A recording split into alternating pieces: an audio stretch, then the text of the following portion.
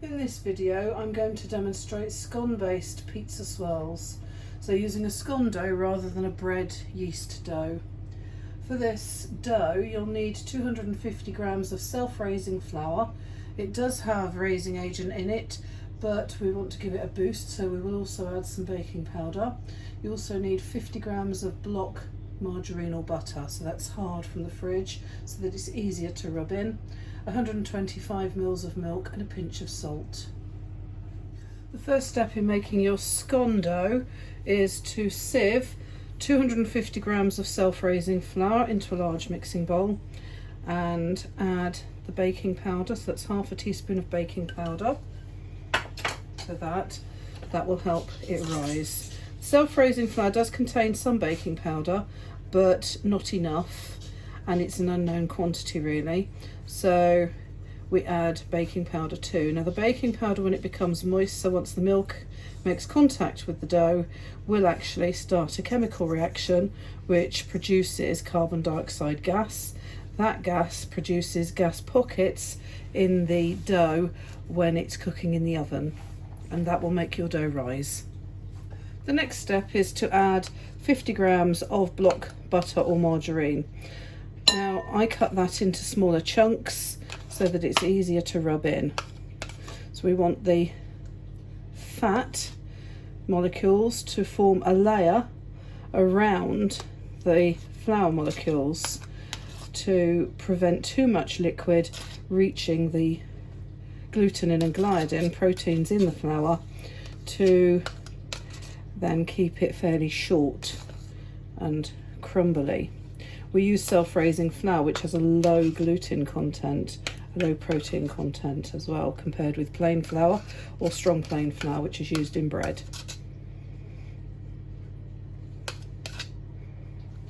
Okay, then you rub in.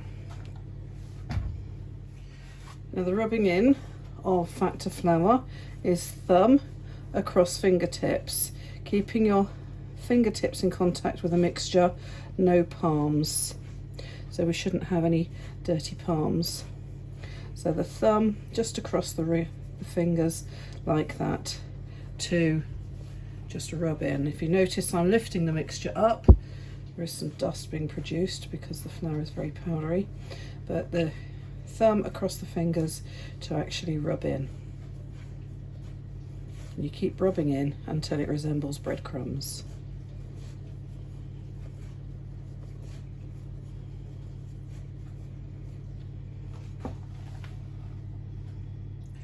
Now the ratio of flour to fat in this recipe is 5 to 1. It's 250 grams of the flour to 50 grams of the block butter or fat, the block margarine. And it's easy to remember recipes if you can remember the ratios. Now that's rubbed in, it looks like fine breadcrumbs. Shake the bowl to bring the larger lumps to the surface, and then concentrate on rubbing them in, and then after that, that's done. Just wash your hands then before moving on to the next step. You can add a pinch of salt at this stage just to add a little flavouring, and you could put some herbs into the base to give it flavour if you want to, some oregano or mixed herbs. I've got some fresh chopped chives here which are growing in the garden, so I'm going to use those just to add a nice little bit of flavour and stir them in.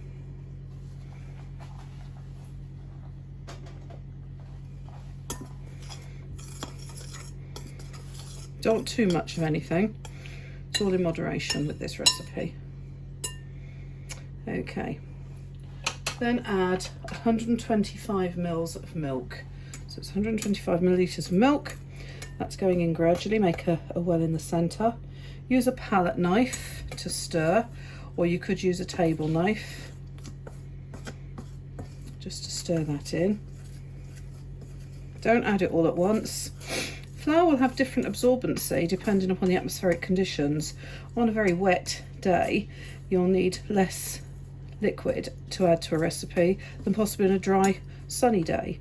So and different flours will have slightly different absorbencies generally. So the liquid in any recipe is just there as a guide.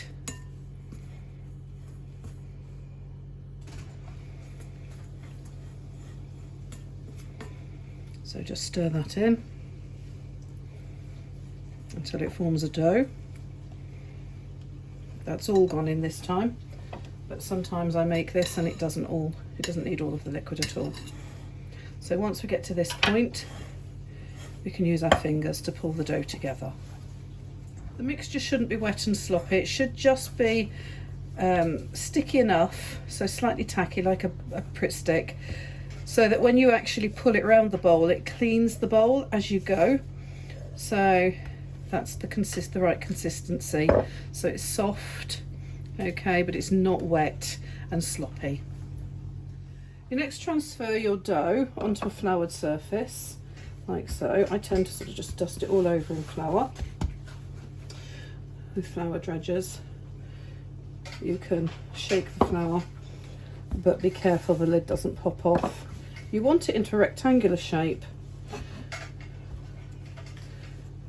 So with the dough, just roll it out. It doesn't matter if there's cracks, okay? And you roll it until it's about 1 centimetre thick. It's not the same as rolling scones where you need to have it quite thick, because you're actually going to roll this with a filling inside. You notice I start in the middle and then pull forward and back. And just reshape. And then dust with flour if you need it. Dust your flour, your rolling pin. Just rub flour on it to stop it from sticking.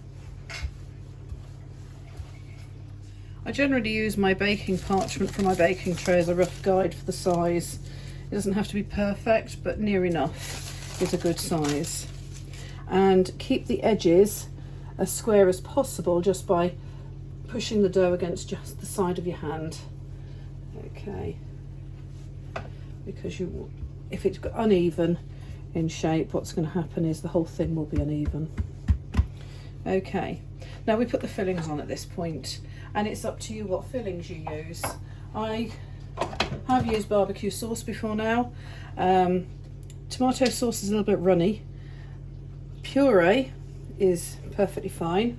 You can dilute your puree with a tiny bit of water just to make it easier to spread, but I prefer not to do that.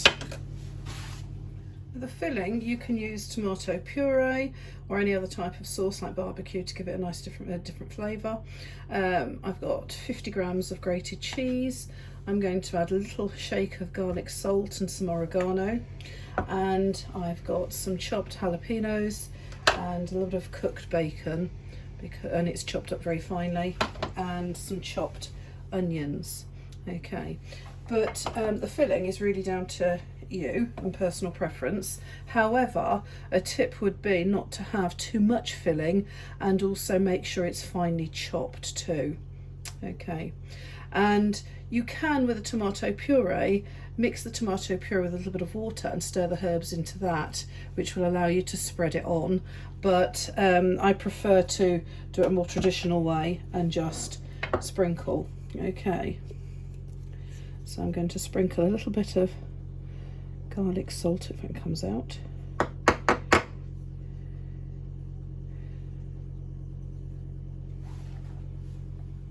I'm going to sprinkle a little bit of garlic salt on here, just a light shaking.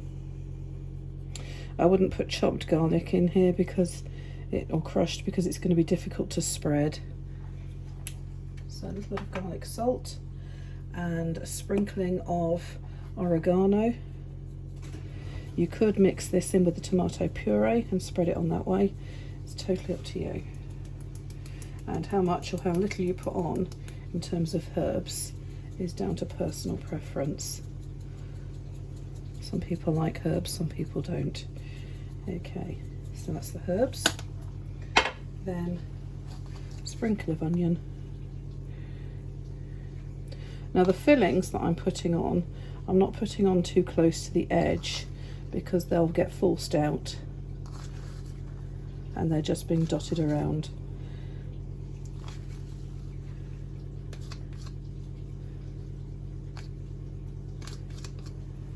A bit of chopped bacon, which can add a nice crunch to it and interesting flavour. But that's cooked bacon. It was just bacon I had left over. I cooked extra for use in other recipes.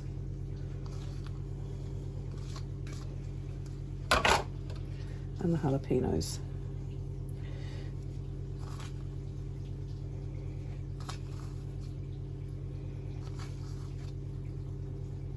You don't have to put jalapenos on.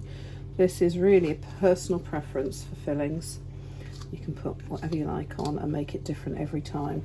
If it's salami, yes, I cut it up very finely, but I'd be very wary of salami and pepperoni, things like that, because they're very greasy, so they can make the whole thing very greasy.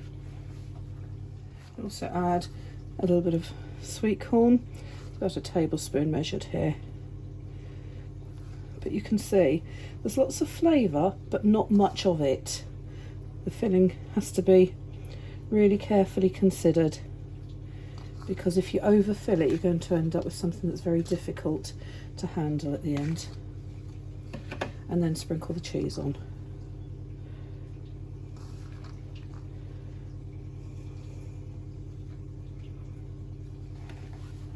At this point, it's time to roll. What you do is you take the nearest edge to, I'm working along the long side.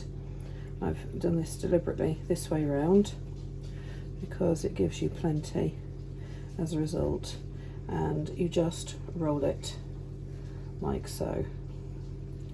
And you keep rolling until you get to the end, but try not to force the filling out. I'm lifting it over as I roll. If it breaks, just pinch it closed again. And I've used tomato puree along the edge to help stick it when I get to the end.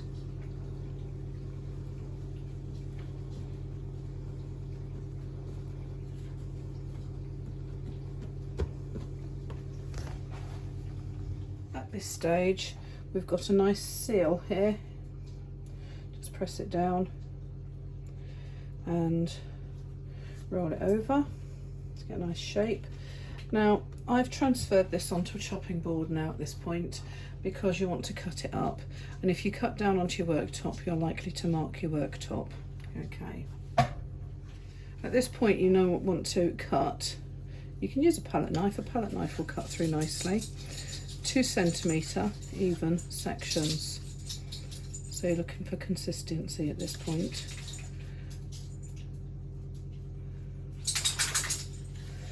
If the palette knife doesn't work for you, then you can always get a sharp knife, but be careful, but always work on a chopping board. Once cut, you transfer them, turn them on the side, and you put them onto the baking tray and just reshape them if they look a bit out of shape after cutting. Any filling that comes out as you lift them, just don't be afraid to push that back on. Okay. And just get them lined up on your baking tray like so. Okay, so they're all on the baking tray ready to go into the oven. You can, if you've got some spare cheese, put a little sprinkling on the top of each one. That would finish it off nicely. These are nice as a snack, or you could use them in a buffet if you have it entertaining, maybe a party.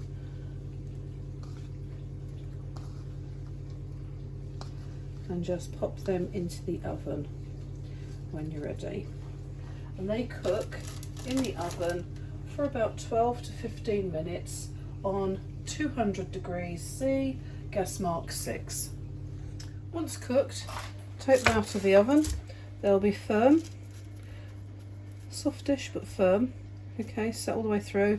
Not too brown, because if you make them any browner than this, then they're going to the tomato puree will start to turn black. And that's it, done. You're ready to eat. Now, want to stress the importance of not having them too close together when you put them in the oven to start off with. There was quite a gap between each of those, but now there isn't. So it's really important that you don't put them too close, otherwise they'll all end up stuck together. Once cut all the way around, just separate if it looks like it's still stuck in the middle or attached in the middle. Just go around and just cut where it might be stuck. There we go. So we've got nice tomato. We've got some radish here to add a splash of colour.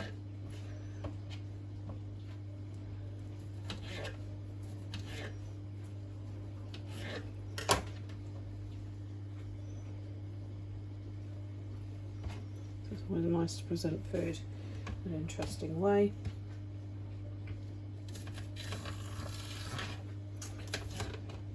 I'm going to put those in like so to finish that off nicely. And a nice sprig of parsley from the garden just to finish that off, and that's all done and ready to eat. Enjoy your food. I hope you enjoy this recipe. Don't forget to press subscribe and come back to join me for another video.